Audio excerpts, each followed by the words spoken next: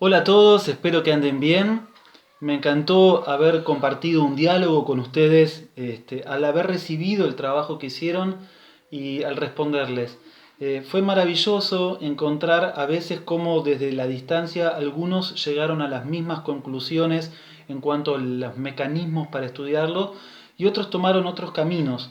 El desafío de hacer este canon de Josquin Desprez realmente es muy interesante. Y algunos se los dije ahí contestando los audios por WhatsApp. Creo que en este esfuerzo de estudiarlo y de poder explicar lo que uno hizo, que básicamente lo que está haciendo es una justificación epistémica, o sea, estoy dando razones de por qué estoy haciendo las cosas. En esa justificación epistémica, o sea, en este dar una razón de cómo hiciste algo y por qué lo hiciste, empezás a manifestar un paso a paso que no deja de ser, en el fondo, un tipo de pensamiento didáctico. Algunos me dijeron, probé esto pero no me funcionó, probé lo otro no me funcionó hasta que encontré esto y empezó a funcionar. Esos caminos que por ahí fueron los errados son también caminos válidos. Y si uno construye un pensamiento secuencial didáctico, por ahí va a tener que tener en cuenta que va a ser necesario atravesar con los estudiantes un mecanismo para solucionar algo y encontrarnos con un límite, porque eso nos va a permitir ir más allá. Eh, Dicho de otra forma, va a estar bueno darles todo servido para que sea más fácil para ellos acceder al conocimiento y al desarrollo de habilidades, pero también a veces va a ser necesario decir, ah, bueno, como esto igual no se termina de resolver, quiere decir que el problema es otro o es más profundo que esto. Vamos a tratar de verlo. Entonces también es válido. Eh, Hubo algunos que han tenido o han tomado una decisión de un camino más analítico en un principio. O sea, yo necesito mirarlo, necesito estudiarlo, ver, comparar, y recién ahí me pongo a hacerlo. Y otros han tomado un camino como contrario, por así decirlo. Yo me lo puse a hacer. Y ahí me di cuenta que pasaron cosas. Entonces tuve que ir un poco para atrás y analizarlo. Eh, en el fondo, el esfuerzo va a ser el mismo, o sea, el tiempo para conseguirlo va a ser extenuante y va a ser largo. Pero creo que eh, tenemos que darnos cuenta que a veces el estudio y la enseñanza va a tomar esas dimensiones. Te dejo que como estudiante lo empieces a hacer y encontrándote con el error o con la dificultad, busquemos cómo solucionarlo y así logramos el aprendizaje. O por lo contrario, yo antes de avanzar trato de ponerte la atención en muchos aspectos para que podamos anticiparnos a futuros problemas y allanar el camino.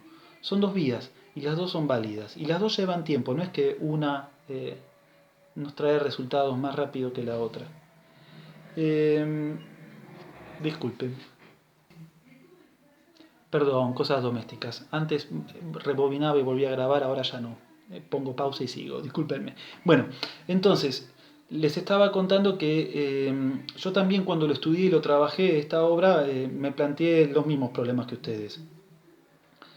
Y estudiándolo, uno se da cuenta que hay cosas que son más fáciles, cosas que son más difíciles. Entonces, se me ocurrió presentarles un camino, que no es el mejor, es uno. Eh, yo les voy a pedir que presten atención a lo siguiente. Tenemos una pulsación de 3 cuartos, o sea, en un mismo metro tenemos una división del metro en 3 partes, que a su vez se dividen en dos, y por otro lado tenemos una voz, que es la tercera, la segunda también, pero sobre todo nos interesa la tercera, que es más compleja porque tiene valores más chicos, en donde tenemos un metro, un compás que se divide en 2 partes, que se dividen a su vez en dos. Entonces, la relación del 2 con el 3 tiene alguna equivalencia en donde, por ejemplo, en un compás de 3 cuartos, yo puedo tener dos figuras iguales, negra con punto, que es la famosa birriña que ocurre en el folclore. Ahora, ya cuando dividimos cada tiempo, cada pulso en partes, y tenemos 6 corcheas arriba, abajo ya tenemos 4 y ahí la relación ya vuelve a estar un poquito tirada de los pelos, porque tendríamos corchea con punto, corchea con punto. Entonces, esta especie de birritmia o asociación de birritmia, ahí ya se empieza a complicar más, sobre todo cuando hay encima valores menores que la corchea como la semicorchea. Yo te voy a proponer algo, es una propuesta. Yo voy a hacer una coreografía corporal en la que voy a mover mis pies haciendo un paso y otro, un paso y otro, que va a estar más vinculado a la rítmica del metro de la voz, de la tercera voz. Y con las manos voy a hacer 3 palmas al mismo tiempo. Entonces, yo lo que voy a hacer, ahora te lo voy a grabar y vos después vas a tener que rebobinar e ir para atrás. Yo voy a hacer 2 compases al aire y después del segundo empiezo con el compás 1 de la obra. La obra tiene 25 compases, entonces 2 compases van a ser al aire y a partir del compás 3 ahí va a comenzar la obra. O sea, 2 al aire y en el compás 3 justo ahí va a empezar la obra. Entonces voy a contar en total 27 compases. ¿Quedó claro? Con esta coreografía, haciendo 1, 2, 1, 2 o 1, 2, 3. Entonces, vas a hacer esto. Practicate bien la melodía, sabétela, tratá de cantarla con fluidez, cantala marcando el compás.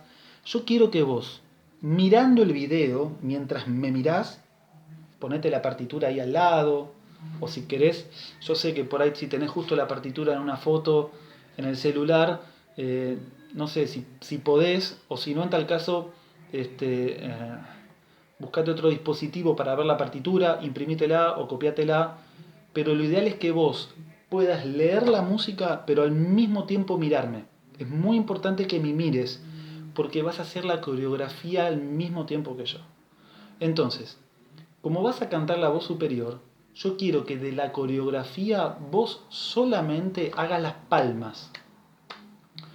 No quiero que te desplaces con los pasos. Entonces, yo voy a hacer una coreografía de manos y pies.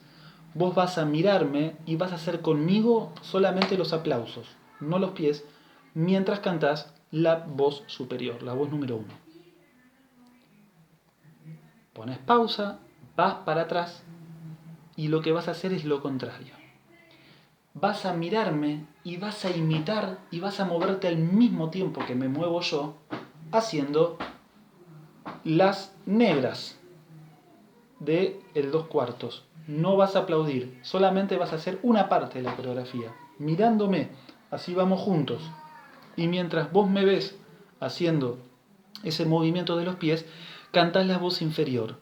Ahora hay un elemento que es medio perturbador. Cuando vos escuches los aplausos, hay un aplauso que va a sonar entre el tiempo 1 y el tiempo 2, y entre el tiempo 2 y el compás que sigue, que te va a sonar como si fuese atresillado. Esto te lo aclaro porque vos no tenés ningún valor irregular. Vos cuando tenés corcheas, cuando tenés corchea con punto. Entonces, el elemento del aplauso que va a estar sonando porque yo lo voy a estar haciendo, quisiera que no te perturbe. Yo quisiera que vos te estés bien anclado en tus 2 tiempos y mentalmente 1, 2, 1, 2, 1, 2. Por más que vos escuches clap, clap, clap y esos aplausos no sean regulares con respecto a tus corcheas. Ese elemento es importante. Si te estás perdiendo la explicación, anda para atrás y pone pausa porque es importante que entiendas que cuando lees la voz inferior, la voz superior te suena como atresillada. Viste que yo te decía que la voz inferior se puede traducir tranquilamente los 2 pulsos como negras con puntos para el compás de 3/4. Ahora, 3 sonidos iguales en un compás de 2/4 son un tresillo. Es un valor irregular, no es regular. Entonces se hace un poquito más complejo. Aprendete bien la obra, trata de todo tu oído interno mantenerlo en esos 2 tiempos que haces con los pies y poder dividirlos en 2. Y lo que vas a hacer es cantar la tercera voz solamente haciendo de la coreografía los pasos. ¿Quedó claro? Estamos por empezar el minuto 10, ahí es cuando arranco. 2 compases al aire, primera vuelta, cantando la voz superior haciendo solo las palmas, no importa los pies, me acompañás al mismo tiempo que el video. Segunda vez, te practicas bien la voz 3, la voz inferior, y practicas de cantar solamente siguiéndome con los pies, tratando de estar metido en eso. ¿Vamos? Yo voy a ser el director, ¿me entendés? Yo soy un director que te va a marcar 2 compases al mismo tiempo, y vos me seguís. Entonces, ahí estamos. Comienzo, 2 al aire y después los 25, que es lo que dura toda la obra. 1, 2, 3, 4, 5, 6, 7, 8, 9, 10, 11, 12, 13, 14, 15, 16, 17, 18, 19, 20, 21, 22, 23, 24, 25.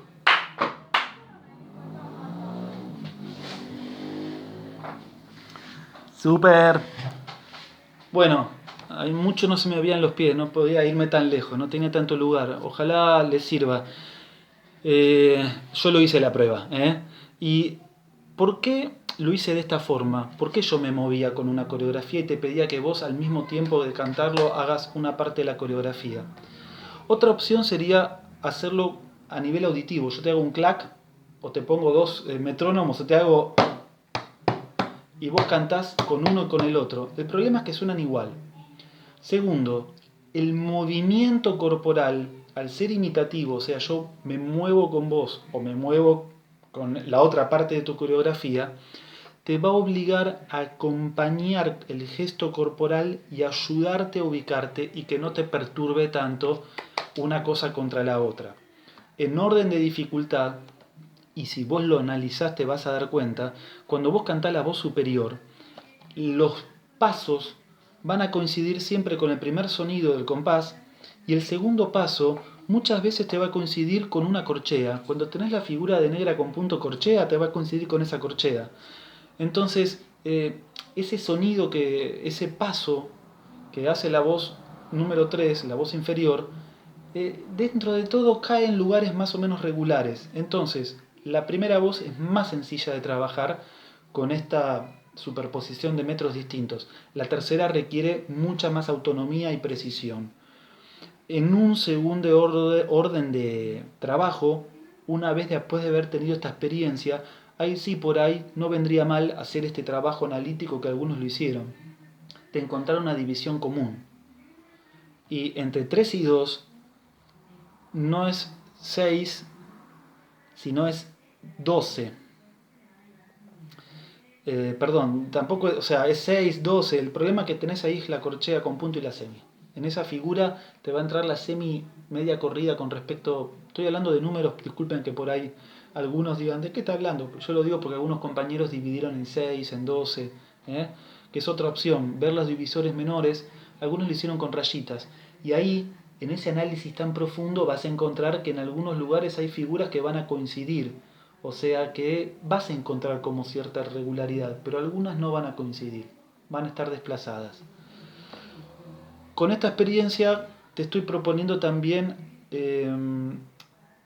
una forma de acercarse a algo tan complejo, no solo desde un punto de vista analítico, sino también sensitivo. Movete conmigo, andá haciéndolo, probalo y vas a ver que lo que terminás de entender a nivel proporción matemática, también lo terminás de entender a nivel gesto rítmico. Porque esto no dejan de ser 2 gestos rítmicos distintos que cada tanto coinciden. ¿Sí? Es maravilloso, pero más allá de lo matemático también es algo sensitivo. Hay algo regular dentro de lo distinto. Bueno, después de hacer esta presentación, quiero, al igual que las otras clases, indicar algunas cuestiones generales sobre la didáctica del lenguaje musical. Te cuento que ya para las próximas clases vamos a hablar de temas muy puntuales, enseñanza del ritmo, enseñanza de las alturas, etcétera, etcétera. Por ahora estoy haciendo presentaciones de cosas generales. Pero, por otro lado, estamos vivenciando nosotros una forma de estudiar el lenguaje y a partir de ahí también pensar la didáctica. Diferencias entre la clase de lenguaje musical y el instrumento. En la clase de lenguaje musical el canto tiene un papel mucho más preponderante que en la clase de instrumento. Vos me dirás, bueno, en la clase de canto, si soy un cantante, yo me refiero al canto visto instrumentalmente, es un instrumento, ¿sí? Yo lo que me refiero es que el uso de la voz es mucho más importante en la clase de lenguaje que en la clase de instrumento, utilizando y pensando la voz como un mecanismo para poder acceder al discurso musical, rítmico, melódico, polifónico, armónico, etcétera, etcétera. En la clase de lenguaje musical se focaliza mucho más el desarrollo del oído. O sea, tenemos una meta mucho más grande en memorizar intervalos, memorizar figuras, memorizar motivos, comprender aspectos formales desde el auditivo. En la clase de instrumento eso no ocurre tanto. Podría ocurrir, pero menos. ¿Por qué? Porque en la clase de instrumento también hay otras problemáticas que insumen mucho trabajo y tiempo, ¿no? En la clase de lenguaje musical, la actividad en general siempre es grupal. Y en la clase de instrumento, salvo algunas excepciones, es individual. O sea, hay un alumno que toca. Pueden haber otros compañeros que presencien la clase aportando, escuchando y aprendiendo con el compañero que toca, pero siempre es un momento de cada uno. En el caso de las clases de lenguaje, en la mayoría de los institutos son grupales. Entonces es una experiencia musical grupal, con todos los beneficios que tiene eso, no solo desde un aspecto educativo social, sino también desde un aspecto del conocimiento musical. La clase de lenguaje musical posibilita la consolidación de habilidades musicales mucho más rápido que las clases de instrumento porque evita las trabas técnicas. O sea, por ahí en un instrumento tocar un acorde es muy complejo. Ahora, cantar pa pa pa en cualquier tonalidad, será un poco más agudo, un poco más grave, se puede hacer. Pero por ahí en un saxofón tocar ese acorde en fa sostenido mayor es complicado para un estudiante que se inicia. Entonces, al no tener la traba del instrumento, algunas habilidades musicales se consolidan más rápido. La atención dividida puede practicarse con más facilidad en las clases de lenguaje musical. Como atención dividida me refiero a poder prestar atención a varios aspectos del discurso al mismo tiempo. En general en el instrumento esto cuesta adquirirlo porque el alumno además le está prestando atención a su instrumento, a sus mecanismos de los dedos, su respiración, etc. La clase de lenguaje musical ofrece más oportunidades para la apreciación musical. Yo quiero hacer un paréntesis. Siempre y cuando en la clase de lenguaje musical se haga música. Si se hacen ejercicios de estos que están construidos para las clases de lenguaje musical, lecturas rítmicas, etc., y encima se los hace sin un criterio muy musical y sin una estética que busque cierta belleza, ahí no hay oportunidad para apreciar nada. Pero en la clase de lenguaje musical, el mero hecho de hacer estilos diversos, ejemplos musicales de distintas épocas, etcétera, etcétera, te permite muchas más oportunidades para la apreciación. Y además la tecnología te permite a veces también llevar ejemplos grabados, ¿sí? Que ahora yo no lo estoy trabajando con ustedes, pero bueno, obvio, es válido llevar algunos ejemplos para que lo oigan y algunos parámetros del discurso los puedan detectar oyendo ejemplos concretos, o porque son grabaciones que llevan o cosas por el estilo. La clase de lenguaje musical también puede articularte con otras ramas del arte, como la cultura y la historia. ¿Sí? Esto siempre y cuando se vean ejemplos de la historia y la cultura musical. Y en la clase de lenguaje musical se puede posibilitar muchas más experiencias de improvisación, cosa que en las clases de instrumento, sobre todo en la formación básica de los estudiantes, no suele ocurrir. Hay excepciones, yo sé que hay profesores que suelen trabajar dentro de la enseñanza del instrumento la improvisación, pero la verdad es que en general se suele trabajar la enseñanza de obras, estudios, ejercicios técnicos. Entonces en las clases de lenguaje musical yo puedo acceder más rápido a experiencias de improvisación. Nosotros no hemos hecho por ahora, pero más adelante vamos a hacer alguna. Bueno, la primera parte de la clase fue un trabajo tratando de resumir un poquito mi experiencia con esta obra tan compleja, compartir un poquito algunas cosas que me fueron llegando de ustedes para que conozcan qué trabajo fueron haciendo los compañeros, reflexionar sobre eso. Hicimos una pequeña reflexión de estas diferencias entre la clase de lenguaje y el instrumento. Y yo quiero decirles algo. Me ha pasado como profesor del Conservatorio de Audio Perceptiva, por ejemplo, recibir un comentario de un colega profesor pianista que viene y me dice, mirá, tu alumno todavía no está leyendo muy bien en clave de fa, ¿qué está pasando en tu clase? Esto tiene que ver con una especie de creencia de que el profesor de instrumento, como solo enseña el instrumento, el discurso musical no entra en su clase. Él simplemente le da la partitura y le corrige los aspectos técnicos, etcétera, etcétera. Pero el alumno tiene que arreglarse con comprender los aspectos formales, rítmicos. Porque le da la partitura y dice, bueno, toma. Entonces el alumno, si es buen lector, lo va a resolver. Y si no es muy buen lector, la aprenderá de oído, hará lo que pueda. Y a todo esto también pasa que los programas de lenguaje musical a veces toman caminos por cómo van construyendo el paso a paso de algunos conceptos que por ahí son distintos que los instrumentos. Por ejemplo, el lenguaje musical, por ahí, a la hora de presentar algunas tonalidades, se elige las tonalidades que no tengan tantas alteraciones, do mayor, la menor, mi menor. No se arranca con fa bemol mayor, que es una tonalidad muy teórica, por así decirlo. Ahora, hay instrumentos que a veces, por sus dispositivos técnicos y demás, por ahí es más fácil tocar tonalidades con muchos bemoles que arrancar con una tonalidad, digamos, sin alteraciones. Entonces, estas cuestiones hacen que a veces haya como una falsa idea de que el profesor le echa la culpa a que en lenguaje esto no lo vieron.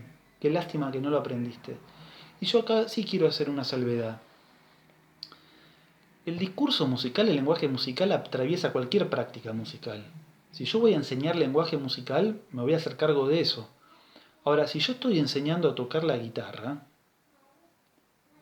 yo al alumno le enseño a tocar la guitarra muchas veces enseñándole a tocar canciones, obras, melodías. Y esas melodías y esas obras son discursos. Y esos discursos el alumno los tiene que comprender, en todo sentido, comprender y comprehender para poder tocarlos bien. Entonces, yo voy a tener que darle información técnica para ayudarlo a que lo pueda hacer lo mejor posible. Pero también, y si el alumno no llegó a adquirir unas concepciones sobre discursiva muy claras, voy a tener que ayudarlo. Entonces, esta reflexión que les estoy diciendo es porque a veces pasa que el profesor de instrumento le echa la culpa al del lenguaje o cree que en la clase de instrumento el lenguaje no es una cosa sobre la que se hable tanto, y creo que debería atravesar la clase de instrumento también situaciones de reflexión sobre el discurso musical, sobre el lenguaje musical. Ojalá los programas de lenguaje y de instrumento vayan un poco más de la mano. Lo que pasa es que en una variedad tan grande de instrumentos, a veces, en algunas academias grandes como la nuestra, nuestro conservatorio, a veces es difícil que hayan muchos correlatos. Y creo que también a veces es muy equivocado una práctica que se suele hacer, que yo lo he visto, que es decir, bueno, yo como profe de lenguaje musical me preocupa este puente entre el lenguaje y el instrumento, entonces lo resuelvo de la siguiente manera: trae tu instrumento y toca tal melodía. Y la verdad que ahí nos estamos engañando con algo.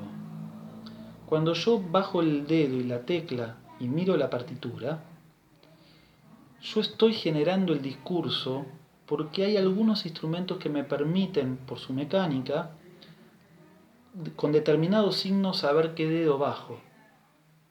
Pero yo auditivamente no fui dueño de haber construido ese elemento sonoro como una imagen mental previa. ¿Qué quiere decir? Yo miro que es un fa y sé que el fa es esto, bajo esto, como quien baja un botón cuando le toca el turno de hacerlo. Que esa es una primer codificación del discurso musical, entender ese signo que tecla es. En algunos instrumentos se puede hacer eso. Pero si el discurso tiene que sonar musical, si tiene que haber una frase, si tiene que haber algo que crezca y decrezca, si tiene que haber articulaciones que sean coherentes con el tipo de discurso, eso se consigue desde otro lugar. Y eso no está escrito en la partitura. Yo creo que el discurso musical, el lenguaje como tal, tiene elementos que son signos, que son elementos muy concretos que te dan una información. Y hay un metaelemento que es más grande que todo eso, que es el discurso en sí. Que eso se tiene que adquirir haciendo música y practicando música y en lo posible ejemplos musicales concretos. Yo puedo hacer un do, re, mi, fa, negra, negra, corchea, pero ese do, re, mi, fa, negra, negra, corchea no es lo mismo en una zarabanda que en una gabota o que en una canción de los Beatles. Porque no se va a articular igual, hay diferencias estilísticas que son distintas, hay cierta sonoridad, cierta coherencia discursiva que cambia. Entonces, creo que así como uno puede trabajar con dificultades específicas como el ritmo, las alturas, los intervalos, los acordes, etcétera, etcétera, la práctica del lenguaje musical utilizando también ejemplos concretos de la literatura musical, de cualquier estilo, depende por supuesto según qué es lo que yo quiera ver, me permite a mí también acceder a eso que va más allá de esos pequeños signos, como si fuese el metalenguaje, ¿sí? Lo que está escrito en la partitura pero no se ve a simple vista. El instrumentista, sobre todo en algunos instrumentos, a veces se queda con los signos y baja los dedos. Y yo les voy a contar algo. Seguramente ustedes, cuando arrancaron a estudiar, habrán tocado obras que si ahora, muchos años después, las vuelven a tocar, se van a dar cuenta que son distintas, que suenan distinto a lo que ustedes imaginaban, que las hacen de otra manera. Y eso es porque esa primera vez que le hicieron, ocurrió que bajaron los dedos. No lo digo peyorativamente, a mí me pasó también, ¿eh? No lo digo con mala onda y eso, sino digo que a mí también me pasó. Que todavía el discurso musical como discurso no lo tenía en mi mente tan desarrollado. No podía tener imágenes mentales de discurso musical tan elevadas. Y ahora que por ahí las voy adquiriendo, cuando vuelvo a tocar eso, lo oigo distinto, lo hago distinto y lo interpreto de una manera distinta.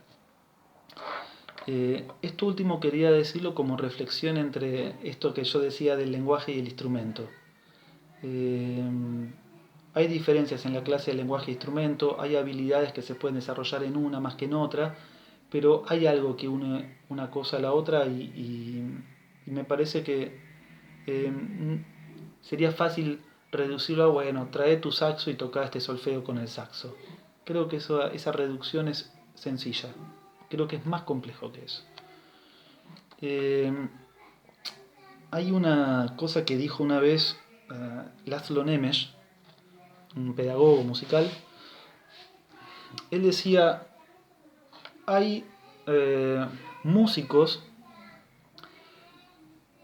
que miran la partitura y van tocando lo que aparece en la partitura. Y a medida que van tocando lo que aparece en la partitura, empieza a sonar esa música. Y mediante muchas repeticiones,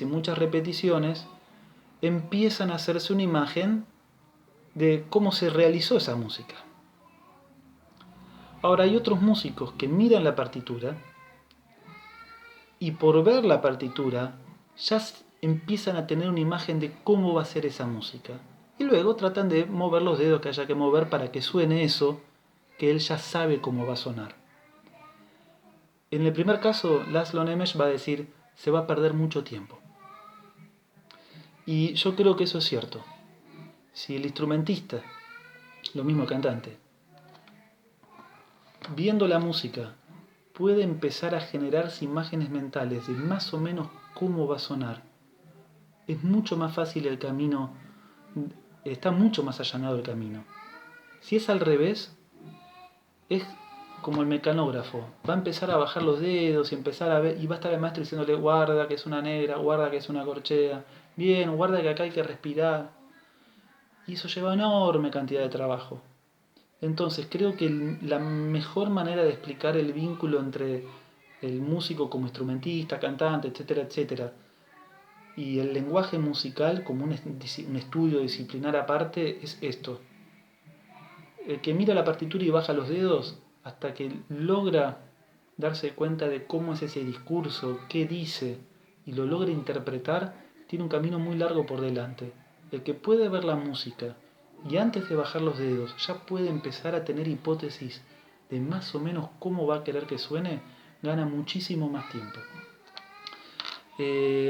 Terminado todo esto, les dejo un trabajito para hacer. Estoy dando desafíos difíciles, yo ya lo sé. Por un lado, les quiero decir algo, veo que los están haciendo y a mí me entusiasma enormemente, porque cada uno en su casa, con la pandemia, con el encierro y todo, de golpe, ¡pum!, los hacen, se sientan, lo practican. Y me parece que lo que tiene bonito esto, ¿saben qué? Es que por un rato nuestro problema no es el dinero, estar encerrados. Por un lado nos preocupamos por los sonidos. Y creo que me parece que es el mejor regalo que nos podemos hacer. En esta situación tan dura que estamos viviendo, tener la mente preocupada, che, ¿cómo hago? 3, 2, 3, 2. Yo sé que es difícil, pero nos conecta con algo que está más allá de lo que estamos ahora. Creo que el entusiasmo con el que yo recibo los videos que ustedes me mandan, los audios y eso, tiene que ver con eso. Por un momento me olvido de preocuparme del encierro y de un futuro que nunca sabemos bien cómo va a ser, y de golpe me preocupo por los sonidos, las notas musicales, que en el fondo es lo que amo. Por eso yo elegí la música y por eso ustedes también la eligieran como carrera. O sea, nos conectamos con lo que elegimos ser. Y la verdad que se los quiero agradecer. Me pone muy feliz que pese a todo estemos trabajando. Les mandé un mensajito de texto el lunes que tiene que ver con eso. Creo que esto nos conecta con el mañana, con que vamos con algo mejor. ¿Mm? Bueno, uy, se me viene la cámara abajo. De la emoción. Perdonen, ¿eh? Ya estamos con confianza, ¿vieron cómo pasan las cosas? Bueno, les voy a enviar un archivo, una fotito de una zarabanda de Corelli. Es esta que está por acá, zarabanda. Está a dos voces, clave de sol, ahí lo ves, y clave de fa. Por supuesto, la clave de sol, en realidad, las chicas lo van a poder leer exactamente en el mismo tono que está escrito. La, fa, re, si, la, sol. Bien, los muchachos van a tener que por ahí cantarlo una octava más abajo. Y lo que está en clave de fa, re, fa, sol. Bien, los muchachos lo van a poder tranquilamente cantar en la misma altura que está escrita, y las chicas lamentablemente no van a llegar tan abajo, van a tener que cantarlo una octava más arriba. Pero la idea es que puedan leer las dos voces, o sea, solfear la voz superior y la voz inferior. Hay barra de repetición. La obra tiene dos partes que se repite cada una en dos veces, ¿no? Ahora, yo preferiría, para simplificar la tarea, que cuando me manden el trabajo a mí me lo manden sin la repetición, si no se vuelve medio monótono. Quiero que hagan esto. Apréndanse bien la voz superior, apréndanse bien la voz inferior. Y me van a mandar dos audios. En el primer audio vas a cantar esto. Un compás de la voz superior, uno de la inferior. Uno de la superior, uno de la inferior. Como en zigzag. Entonces, la, fa, re, sol, fa, la, ta, pa, pa. ¿Sí? ¿Sí? Audio 2, al revés. Vas a arrancar con la voz inferior y después la superior. Re, fa, tira, pa, pa. ¿Sí? Ahora no lo estoy leyendo, está al revés y me cuesta. Entonces, versión 1, superior, inferior, superior, inferior, superior. Versión 2, inferior, superior, inferior, en zigzag. Entonces, yo te sugiero que te aprendas bien una voz, aprendete bien la otra voz y después practica de cantar uno y otro, uno y otro, uno y otro. Y te lo pido que lo solfees, o sea que cuando vos cantes el sonido, nombres la nota. Hay un sol muy abajo, sol. Si te queda muy grave justo ese sol, cantalo una octava arriba, ¿sí? Después no hay notas muy agudas, se puede hacer tranquilamente, ¿sí? Salvo esa nota que por ahí es muy grave, si no podés, cambiarla de octava. ¿Entendieron cuál es el ejercicio? Entonces, canto una, zigzag. Después nos daremos cuenta con qué objetivo fue pedido esto y qué meta hubo en este trabajo. Lo charlamos en la próxima clase. Les deseo una buena semana. Chao.